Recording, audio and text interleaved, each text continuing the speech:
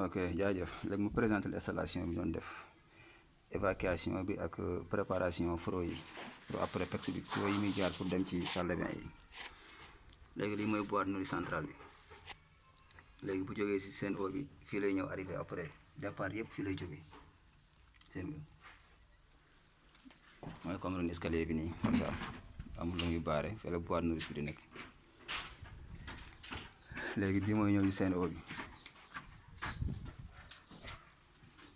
fii lay récupérer ndox mi ci compteur bi nii après envoyé ko fii ci boîte bi bu ñëwee fii nag après mu séddale ko yi si des yëpp ku ne jël sa wàll léegi lii moom mooy tax borom kër gi su amee benn tuyau bu am problème rek fii la koy arrêté tout droit moo xam bi nekk ci waañ bi la tout droit fële wala salle mi bu mën a doon fii nga koy arrêté bàyyi yéen ñi nekk en cours daw léegi évacuation toilette bi moo nekk nii ci day am regard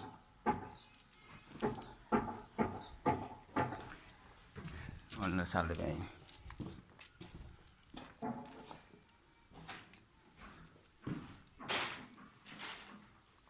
léegi bii nourrice lay am mooy comme tuyau yi ma woon fële rek taal torche bi ba xam pour mu gën a leer tuuti ok léegi évacuation yi ñoo nekk nii élévation bi moo nekk ne la day def tekkil pour en cas booy tegaat yeneen yu nekkaat ci kaw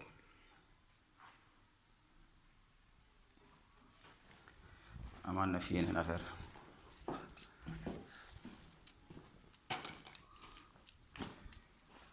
léegi tuyau bi moo yor eau pluviale bi tuyau 125 bi pour patio bi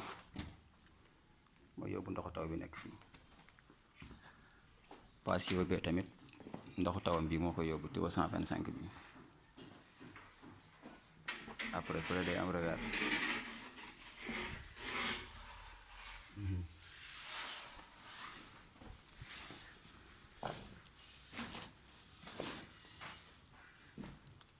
léegi beneen toilette mi ngi nii bii tamit tuyau 32 bi moo nekk nii léegi mooy jël nourrice bële comme yu nekkoon fële bu ñëwee fii la am benn boîte moom moo yor salle bi moom it élévation bi moo nekk nii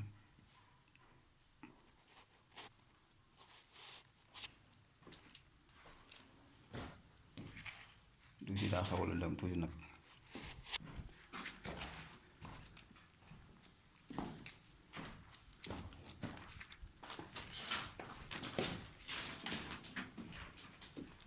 ok fii waañ la léegi tuyau bi ngeen gisoon fële mooy comme kii en su 32 yi beneen a ngi nii bii mooy indi ndoxam fii mooy comme waañ bi bii mooy raccordement kii évacuation table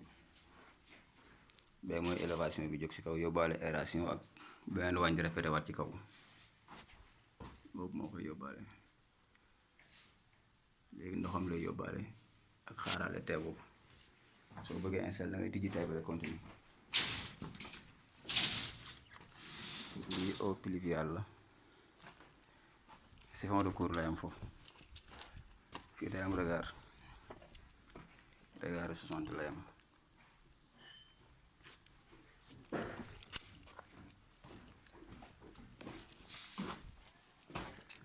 ok fii tamit comme ça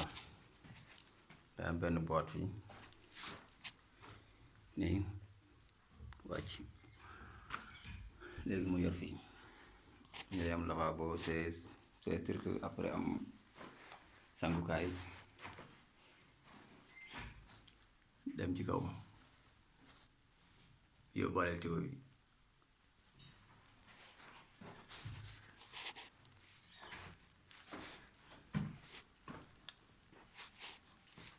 ok eau pluviale moom moo jóge fii tout droit la def ci mbedd mi ñu ngi def defar tout droit jël ñaari pass yooyu après continuer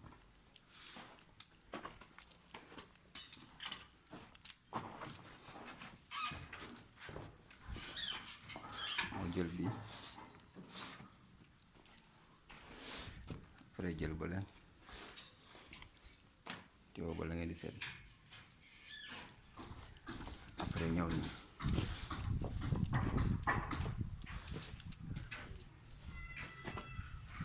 moo nekk nii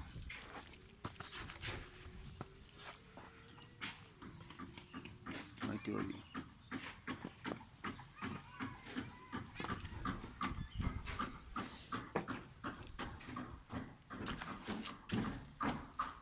léegi boîte bi moo nekk fii nourrice bi léegi 5 sorties la ak benn arrivé bi moo leen di indil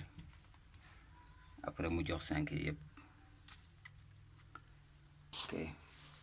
jaa ngeen jëf léegi li des installation yi su ko dugalee pex beeg monté nourrice ak yëpp naa installation yi ni muy demee quoi ngeen gën a comprendre jaajëf ay xewal